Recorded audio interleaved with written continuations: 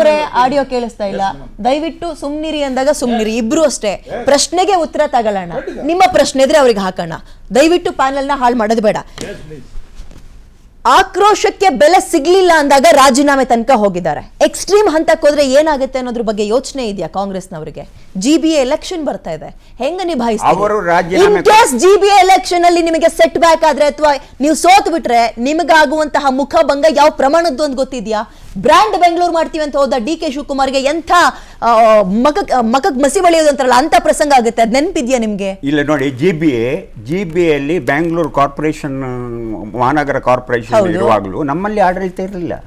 ಇಲ್ಲಿ BJP ಮತ್ತು JDS strong. ನಮಗೆ ಈ ಬ್ಯಾಂಗ್ಳೂರು ಬಿಟ್ಟು ನಮ್ಮ 136 ಸೀಟುಗಳೆಲ್ಲ ಹೈಯೆಸ್ಟ್ ಬಂದದ್ದು ನಮ್ಮ ಅದರ್ ದನ್ ಬ್ಯಾಂಗ್ಳೂರ್.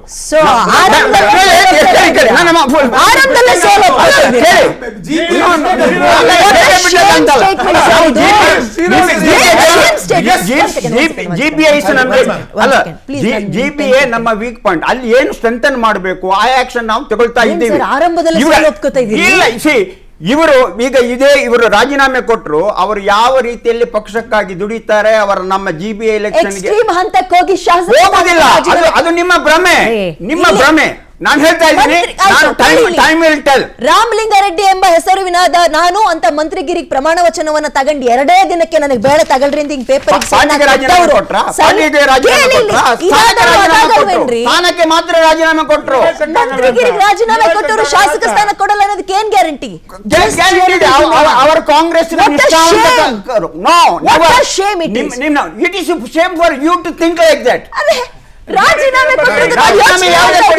ರಾಜೀನಾಮೆ ಮಂತ್ರಿಮಂಡಲದಲ್ಲಿ ಕೊಟ್ಟಿದ್ದಾರೆ, ಶಾಸಕ ಸ್ಥಾನಕ್ಕೆ ಕೊಡ್ಲಿಲ್ಲ, ಕಾಂಗ್ರೆಸ್ಗೂ ಕೊಟ್ಟಿಲ್ಲ. ಅವರ ಸ್ಟೇಟ್ಮೆಂಟ್ ಕೇಳಿ, ಅವರ ಏನು ಸ್ಟೇಟ್ಮೆಂಟ್ ಕೊಟ್ಟಿದ್ದಾರೆ? ನಾನು ಕಾಂಗ್ರೆಸ್ನ ನಿಷ್ಠಾವಂತ ಕಾರ್ಯಕರ್ತ, ನಾನು MLA ಆಗಿ ಕಂಟಿನ್ಯೂ ಆಗ್ತೇನೆ, ನಮ್ಗೆ ಯಾರ ಮೇಲೂ ಬೇಸರ ಇಲ್ಲ. ಅದರ ಮೇಲೆ ನೀವು ನಿಮ್ಮ ಕತೆ ಕಟ್ಕೊಂಡು ಆಯ್ತು ರೀ, ನಾವು ನಮ್ಮ ಕತೆನೆ ಕಟ್ಟಿದ್ವಿ ಅನ್ಕೊಳ್ಳೋಣ. ಇದೇ ರಾಮಲಿಂಗಾರೆಡ್ಡಿ ಅವರು ಸೇರಿದಂತೆ ಇನ್ನುಳಿದಂತವ್ರು ನಮಗೆ ಯಾವ ಕತೆ ಕೊಟ್ಟರು ನಿಭಾಯಿಸ್ತೀವಿ ಅಂತ ಮುಂಚೆ ಹೇಳಿದ್ರು ಸರ್. ಕೊಟ್ಟ ಮೇಲೆ ಇವತ್ತು ರಾಜೀನಾಮೆ ಕೊಟ್ಟಿರೋದು ಸರ್. ಮಂತ್ರಿಗಿರಿಗೆ ರಾಜೀನಾಮೆ ಕೊಟ್ಟವರು ಶಾಸಕ ಸ್ಥಾನ ಕೊಡಲ್ಲ ಅನ್ನೋದಕ್ಕೆ ಏನ್ ಗ್ಯಾರಂಟಿ ಸರ್? ಗ್ಯಾರಂಟಿ ನಾನು ಇಲ್ಲಿ ಮಾತು ಹೇಳ್ತಾ ಇದ್ದೇನೆ.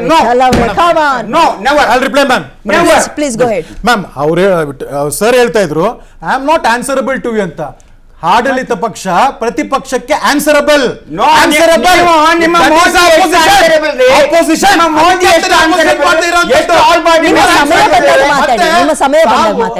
ಸಮಯ ತಗೊಂಡ್ರಿ ರಿಪೋರ್ಟ್ಸ್ ಹೇಳ್ತಾ ಇದೆ ಸರ್. ಯಾಕಂದ್ರೆ GBA ತಾವ್ ಹೇಳಿದ್ರಿ ವೀಕೆಸ್ಟ್ ಪಾಯಿಂಟ್ ಆಫ್ ದ, ಅಂದ್ರೆ ಯುದ್ಧದ ಏನಂತಾರೆ ರಣರಂಗಕ್ಕೆ ಇಳಿಯೋದಕ್ಕಿಂತ ಮುಂಚೆನೆ ಸೋಲನ್ನು ಒಪ್ಕೊಂಡಂತ ಮಹಾನುಭಾವರು ಇವತ್ತು ಕೇಳ್ಬೇಕು ಮೇಡಮ್. ಇವರ ಮುಖ್ಯಮಂತ್ರಿ ಕೇಳ್ಬೇಕು ಇವ್ರ ಮಾತನ್ನ.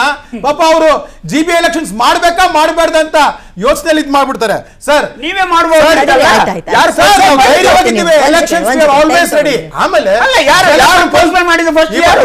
ಇವತ್ತು ನಿಷ್ಠಾವಂತ ಕಾರ್ಯಕರ್ತ ಅಂತ ಹೇಳ್ತೀರಾ. ನಿಷ್ಠಾವಂತ ಕಾರ್ಯಕರ್ತ ಯಾರು ಅಂತಂದ್ರೆ ಪಕ್ಷ ಯಾವುದೇ ಜವಾಬ್ದಾರಿ ಕೊಟ್ಟರು ಕೂಡ ಅದನ್ನ ತಲೆ ಮೇಲೆ ವಹಿಸಿಕೊಂಡು ನಿರ್ವಹಿಸುವಂತದ್ದು, ರಾಜ್ಯದ ಹಿತಕ್ಕೆ ಮಾಡುವಂತದ್ದು. ಪ್ರಬಲ ಖಾತೆ ಅಂತಲ್ಲ. ಇದೇ ಕಾಂಗ್ರೆಸ್ ಆಡಳಿತಕ್ಕೆ ಬರೋದಕ್ಕಿಂತ ಮುಂಚೆ ಏನ್ ಹೇಳಿದಂದ್ರೆ ನಮ್ಮ ನಡೆ ಕೃಷ್ಣನ ಕಡೆಗೆ. ಏನಾಯ್ತು? ಜಲಸಂಪನ್ಮೂಲ ಸಚಿವರು ಇದಕ್ಕಿಂತ ಮುಂಚೆ ಎಷ್ಟು ಅಲೋಕೇಶನ್ ಕೊಟ್ಟಿದ್ದಾರೆ?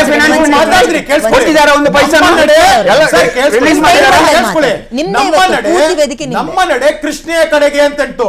ಆ ಕೃಷ್ಣ ಇದಕ್ಕೆ ಎಷ್ಟು ಸಾವಿರ ಕೋಟಿ ವಿನಿಯೋಗಿಸಿದ್ರೆ ಯಾವ್ದು ಇಲ್ಲ. ಅದು ರಿಪ್ಲೇಸ್ಮೆಂಟ್ ಮತ್ತೆ ಜನರ ಪುನರ್ವಸತಿಗಾಗಿ ಯಾವ್ದು ಇಲ್ಲ. ನಮ್ಮ ನಡೆ, ನಮ್ಮ ನೀರು, ನಮ್ಮ ಹಕ್ಕು ಅಂತ ಬೇಕಾದ 3 ವರ್ಷ ಆಯ್ತು. ಇವತ್ತು ಅಪ್ರೂವಲ್ಸ್ ಇದೆ. ಏನ್ ಮಾಡ್ತಾರೆ ಇಲ್ಲ ಸರ್. ಕೇಳಿಸ್ಕೋಬೇಕಾಗುತ್ತೆ. ನಾ ಹೇಳೋ ಅಂತಂದ್ರೆ ಕರೆಕ್ಷನ್ಸ್ ದಯವಿಟ್ಟು ಸರಿ ಮಾಡಿ ನಿಮ್ ಸಮಯ ಬಂದಾಗ ಯಾವತ್ತೂ GBA we are always ready. ಆದ್ರೆ ಇವತ್ತು ನೀವ್ ಹೇಳಿದ್ರಲ್ಲ ಮಾತನ್ನ, ಪಾಪ ಈ ಮಾತು ಕೇಳಿ ರಾಜೀನಾಮೆ ಕೊಟ್ರೆ ಏನೋ ಗೊತ್ತಿಲ್ಲ ರಾಮಲಿಂಗಾರೆಡ್ಡಿ ಅವರು. ಯಾವತ್ತು ಸರ್ ಹೇಳ್ತಾ ಇರುವಂತದ್ದು ಜಲಸಂಪನ್ಮೂಲ ರಾಜ್ಯಕ್ಕೆ ಸಂಬಂಧಪಟ್ಟದಂತದ್ದು. ಅದನ್ನ ನಿರ್ವಹಿಸಕ್ಕಾಗ್ಲಿಲ್ಲ ಅಂತಂದ್ರೆ ಅದು ನಿಮ್ಮ ಅಂದ್ರೆ ಆ ಒಂದು, ಯಾಕಂದ್ರೆ ಯಾರಾದ್ರೂ ಹೊಸಬರು ಕೊಟ್ಟಿದ್ರೆ ಹೌದು ನೀವ್ ಹೇಳುವಂತದ್ದನ್ನ ಹೇಳ್ಬೋದಾಗಿತ್ತು. ಸುದೀರ್ಘವಾದ ಕಾಂಗ್ರೆಸ್ ಗವರ್ಮೆಂಟ್ ಬಂದಾಗೆಲ್ಲನೂ ಅವ್ರ ಮಂತ್ರಿಗಳಾಗಿದ್ದಂಥದ್ದನ್ನ ಬೇಡ ಅಂತ ಹೇಳ್ತಂದ್ರೆ ಅದ್ರಲ್ಲಿ ಏನೋ ಬೇರೆ ಒಂದು ಇದಿರುತ್ತೆ. ನಾವು ಕೇಳುವಂತದ್ದು ಜಲಸಂಪನ್ಮೂಲ ಸಚಿವರಿಗೆ ಹಿಂದೆ ಏನು ಮುಖ್ಯಮಂತ್ರಿ ಆಗಿದ್ರು, ಅವರು ಫೇಲಿಯರ್ ಆಗಿದ್ರು. ಯದುಕುಮಾರ್ ಅವರೇ ಹೌದು ಎಡವಿದ್ದಾರೆ. ರಾಮಲಿಂಗಾರೆಡ್ಡಿ ಅವ್ರನ್ನ ಹ್ಯಾಂಡಲ್ ಮಾಡೋದ್ರಲ್ಲಿ ಕಾಂಗ್ರೆಸ್ ಸರ್ಕಾರ ಸೋತ್ ಹೋಗಿದೆ ಆರಂಭದ 2ನೇ ದಿನದಲ್ಲಿ. ನಿಮ್ ಪಕ್ಷದಲ್ಲಿ ಏನಾಗಿತ್ತು ಸರ್? ಇಂತ ಯಾವ ಬೆಳವಣಿಗೆಗಳು ಆಗಿರ್ಲಿಲ್ವಾ? ಮೇಡಮ್ ಬೊಮ್ಮಾಯಿ ಅವರು ಸಿಎಂ ಆದಾಗ ಆನಂದ್ ಸಿಂಗ್ ಅವ್ರು ಏನ್ ಮಾಡಿದ್ರು, MLA ಆಫೀಸ್ ಯಾಕೆ ಬಾಗ್ಲಾಕಿದ್ರು ಅಂತ ನಾನು ಉತ್ತರ ಕೊಡ್ಲಾ ಅಥವಾ ನೆನಪಿಸ್ಲಾ ನಿಮ್ಗೆ? ನಿಮ್ಮಲ್ಲಿ ಆಗಿರ್ಲಿಲ್ವಾ? ಆದ್ರೆ ಕೊಟ್ಟ ಜವಾಬ್ದಾರಿಯನ್ನ ಬೇಡ ಅಂತ ಹೋಗೋ ನಿಮ್ಮಲ್ಲಿ ಏನಾಗಿತ್ತು ನೆನಪಿಸ್ಲಾ? ಕೊಟ್ಟ ಜವಾಬ್ದಾರಿಯನ್ನ MLA ಆಫೀಸ್ ಬಾಗ್ಲಾಕಿಸ್ಬಿಟ್ಟಿದ್ರಲ್ರಿ ನೀವು ಬಿಜೆಪಿ. ಸಚಿವರು ತನ್ನ ಜವಾಬ್ದಾರಿಯನ್ನ ವಹಿಸ್ಕೊಳ್ಳಕ್ಕೆ ನಿಷ್ಕ್ರಿಯರು ಅಂತ ಹೇಳ್ತಾರೆ. ನಿಷ್ಕ್ರಿಯರ ಅವ್ರು ಹೇಳ್ಬೇಕು ಯಾವ ಕಾರಣಕ್ಕಂತೆ. ಮೇಡಮ್ ಈಗ ನೀವು ಮಾತಾಡ್ಬೇಕಾಗಿದ್ದು ಪ್ರಸ್ತಾಪ ಮಾಡಿದ್ಯೇನ್ ಗೊತ್ತಾ? ವಿರೋಧ ಪಕ್ಷದವರು ಅಂದ್ರೆ ಎಲ್ಲಾ ವಿಚಾರನೂ ವಿರೋಧ ಮಾಡೋದು ಅಂತಲ್ಲ. ಅವರ ಹಿರಿತನ ಏನು, ಅವ್ರಿಗೆ ಯಾವ್ದ್ರಲ್ಲಿ ಅನುಭವ ಇದೆ, ಅವರ ಹಿರಿತನವನ್ನ ಅಥವಾ ಅನುಭವವನ್ನ ಬೆಂಗಳೂರಿಗೆ ಈಗ ನಾವು ಉಪಯೋಗ ಮಾಡ್ಕೊಂಡಿದ್ರೆ ಬೆಂಗಳೂರಿನಲ್ಲಿರೋ ಗುಂಡಿಯಿಂದ ಹಿಡಿದು ನೀರ್ ತನಕ ಸಮಸ್ಯೆಗಳನ್ನ ಹೆಂಗ್ ಸರಿ ಮಾಡ್ಬೋದಿತ್ತು? ಯಾಕೆ ಕೊಡ್ಲಿಲ್ಲ ನೀವು ಅವರ ಹಿರಿತನಕ್ಕೆ ಸರಿಯಾದ ಬೆಲೆಯನ್ನ ಅಂತ? ಎಲ್ಲದರಲ್ಲೂ ತಪ್ಪು ಹುಡುಕ್ತೀವಿ ಅಂದ್ರೆ ಹೆಂಗ್ರಿ? ರಾಮಲಿಂಗ ರೆಡ್ಡಿ ಅವರು ಕೊಟ್ಟಂತಹ ಅಷ್ಟು ಸ್ಥಾನಗಳನ್ನ ಅಚ್ಚುಕಟ್ಟಾಗಿ ನಿಭಾಯಿಸಿದ್ದಾರೆ. ಹಾಗಾದ್ರೆ ಸಾರಿಗೆ ಇಲಾಖೆಯಲ್ಲಿ 63,000 ಕೋಟಿ ಇವತ್ತು ಕೂಡ ಸಾಲ ಇರುವಂತದ್ದು 4 ವಿಭಾಗಗಳು ಯಾಕೆ ನಿರ್ವಹಿಸಿಲ್ಲ? ಸಾರಿಗೆ ನೌಕರರು ಪದೇ 15 ದಿನಕ್ಕೆ 20 ದಿನಕ್ಕೊಂದ್ಸಲ ಬಂದು ಪ್ರೊಟೆಸ್ಟ್ ಮಾಡ್ತಾರಲ್ಲ, ಅದು ಬರೀ ಕಾಂಗ್ರೆಸ್ ಸರ್ಕಾರದಲ್ಲ ಸರ್. ನಿಮ್ಮಲ್ಲಿ ಅದೇ ಆಗಿದ್ದು. ನೀವು ತಪ್ಪು ಮಾಡಿದ್ರೆ ನಿಮ್ಗೂ ಅವ್ರಿಗೆ ಏನ್ ವ್ಯತ್ಯಾಸ ಇದೆ? ನಾ ಹೇಳ್ತಾ ಇರೋದು ಏನಂದ್ರೆ ಮೇಡಮ್, ನಾವು ಕರೆಂಟ್ ಸಿಚುವೇಶನ್ಸ್ ಮಾತಾಡ್ತಾ ಇರ್ಬೇಕಾದಾಗ ಅವರು ಸಾರಿಗೆ ಇಲಾಖೆದಲ್ಲೂ ಫೇಲಿಯರ್ ಆಗಿದೆ ಅಂತ ಹೇಳ್ಬೇಕಾಗುತ್ತೆ. ಅದನ್ನೇ ಕೇಳಲ್ಲ ಸಾರಿಗೆ ಇಲಾಖೆ ಸಮಸ್ಯೆ ಅಂತಲ್ಲ, ಫೇಲಿಯರ್ ಆಗಿದ್ದಾರೆ ಅವರು ನಿರ್ವಹಿಸೋದ್ರಲ್ಲಿ. ಮೊದಲ ವಿಕೆಟ್ ಪತನ ಆಗಿದೆ, ವಿತೌಟ್ ಪ್ಲೇಯಿಂಗ್ ಡಕ್ಔಟ್ ಆಗಿದ್ದಾರೆ.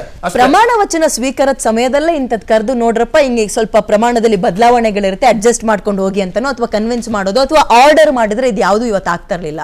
DK ಶಿವಕುಮಾರ್ಗೆ ಇದು ಎಂಥ ದೊಡ್ಡ ಮುಖಭಂಗ ಅಂದ್ರೆ, ಜಸ್ಟ್ ಇಲ್ಲಿ ನೋಡಿಲಿ, ಮೊನ್ನೆ ಮೊದಲನೇ ಬಾರಿಗೆ ಅನುಭವ ಪಡ್ಕೊಂಡು ವಿಜಯ್ ಸರ್ಕಾರ ಆಡಳಿತಕ್ಕೆ ಬಂತು. ಯಾವಾಗ ಕ್ಯಾಬಿನೆಟ್ ಶುರು ಮಾಡಿದ್ರು, ಯಾವಾಗ ಮುಗಿಸಿದ್ರು ಅಂತ ಗೊತ್ತೇ ಇಲ್ಲ. ಎಷ್ಟೊಂದು ಸ್ಮೂತ್ ಆಗಿ ಹೋಗ್ತಾ ಇದೆ ಅಲ್ಲಿ.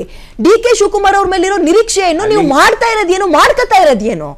ಈಗ ನೋಡಿ, ನೀವು ಕಂಪೇರ್ ಮಾಡಿದ್ರು ವಿಜಯ್ ಇದ್ದು ಎಲ್ಲರೂ ಹೊಸಬ್ರು, ಅಲ್ಲಿ ಯಾರು ಚೆಂಗೋಟೆಯನ್ನು ಮಾತ್ರ ಅಲ್ಲಿ ಹಿರಿಯವರು ಇದ್ದದ್ದು. ಇಲ್ಲಿ ಅವರಿಗೆ ಬ್ಯಾಲೆನ್ಸ್ ಮಾಡಕ್ಕೆ ತಾಕತ್ತು ಕಾಂಗ್ರೆಸ್ ಅಥವಾ DK ಶಿವಕುಮಾರ್ ಇಲ್ಲ ಅಂತ ಒಪ್ಕೋತಾ ಆಗಲ್ಲ. ಈಗ ನೀವು ರಾಜೀನಾಮೆ ಕೊಟ್ಟದ್ದಕ್ಕೆ ಅವರಿಗೆ ಅವರ ಹಿರಿತನ, ನಾನು ಆಗ್ಲೇ ಹೇಳಿದಾಗೆ ಅವರ ಹಿರಿತನ ಆಧರಿಸಿ ಒಳ್ಳೆ ಖಾತೆಯನ್ನು ಕೊಟ್ಟಿದ್ದೇವೆ, ಅವರಿಗೆ ಆಗುದಿಲ್ಲ ಅಂತ ಹೇಳಿದ್ದಾರೆ. ಕಷ್ಟ ಪ್ರಕಾರ ಖಾತೆ ಕೊಡಲ್ಲ ಸರ್, ಅಲ್ಲಿ ನಿರ್ವಹಿಸಬೇಕು. ಯಾವ್ದು ಕೊಟ್ಟರೆ